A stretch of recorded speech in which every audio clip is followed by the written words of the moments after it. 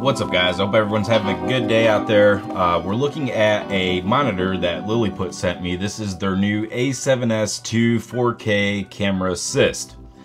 And I have it right here. We'll go over some of the specs on this guy real quick. The 4K does reference that it does work with 4K cameras, but we have a 7-inch monitor.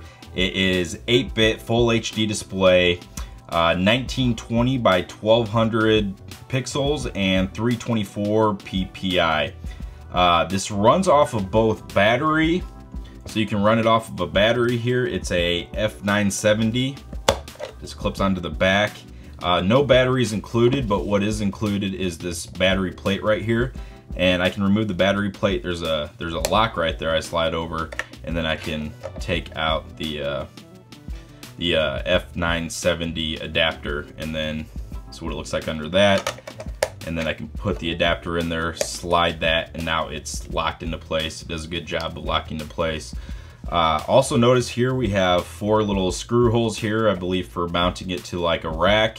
And just take note that if you want to sit flush with the rack, if you put a battery on there, these batteries get pretty big. You know, it could sit this far off the rack or so. Besides powering it that way though, you can also power it via 7 to 24 volts. You have a DC 12 volt right here. This will work with 7 to 24 volts. So an external battery pack, or you could get a wall adapter that's not included and just run it right off the wall power. So this does have a tripod mount both on the top and on the bottom. It's got this nice rubber protective silicone kind of case type deal to it, and it fits this really good. It's got these rubber feet that actually go into the back right there. Tripod cutouts. Everything is labeled as well.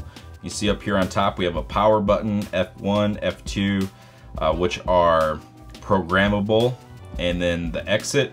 And then you have a spin wheel right here, and this also doubles as a button, which works really good. Very convenient for going through the menus. And on the side we have the HDMI in, HDMI out, and that's a 4K out too, so this is loop, so you could run it into something else. We have an earpiece, so you can plug in headphones, and then the DC 12 volts. Also, if you were to remove that rubber piece, you can see everything is still labeled. So that's just a nice feature. And this silicone case kind of provides a little sun hood around it, gives it a little bit of a shade, but it also does come with this sunshade, and it's kind of a you know, a matte type material, so it, you know, absorbs the light, and it just velcros to the inside like so. So pretty nice. So besides that, you also get this guy in the box, and this is actually metal, or yeah, I believe it's metal. This little part here is plastic, but it's pretty durable here, and that way you can screw it to the bottom or the top and mount it to the camera. And it also comes with HDMI cord with I believe that's like a mini HDMI. I'll be using my Panasonic GH5, which takes the full size HDMI, so I have my own cord here. But we'll just go ahead and power it on. Just hold down right here on the power button. You'll see it turn on here, and I'll power on my camera. Plug in the camera here.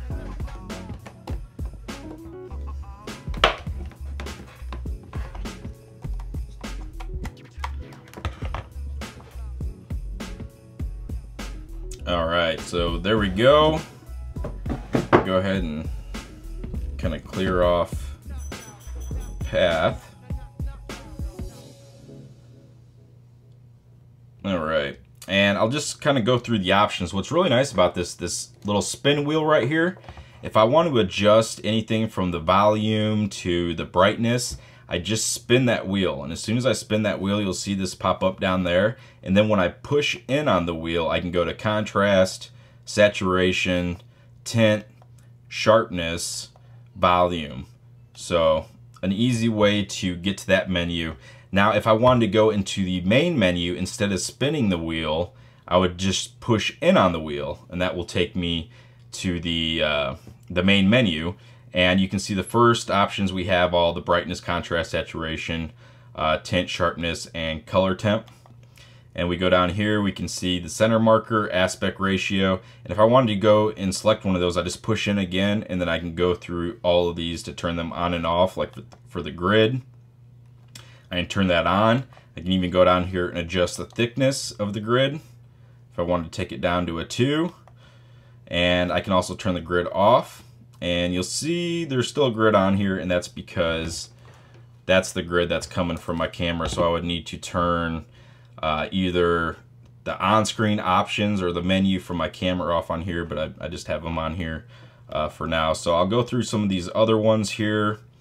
We have the FN, we have scan, aspect, underscan, check field, zoom, freeze, and DSLR. And the back button is right next to the wheel. So the back button is the exit button, but you just push it once, it takes you back. So very easy to do. And then we get in here into peaking. I can turn the peaking on, and you'll see all the on-screen things turn red, but you'll see also that, here, let's go ahead and exit out here.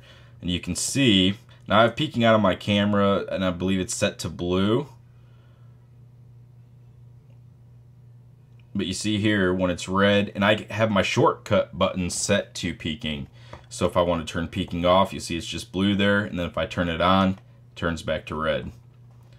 So we'll go back down here into the peaking color. I can change that to green, blue, white, so on. Peaking level, false color, I can turn that on and off.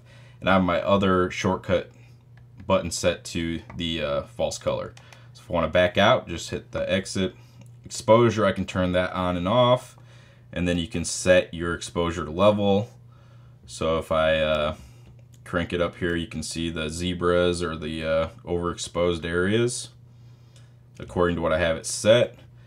And let's move down here a little further. Got the histogram, which we can turn on or off. And back out, we have the volume.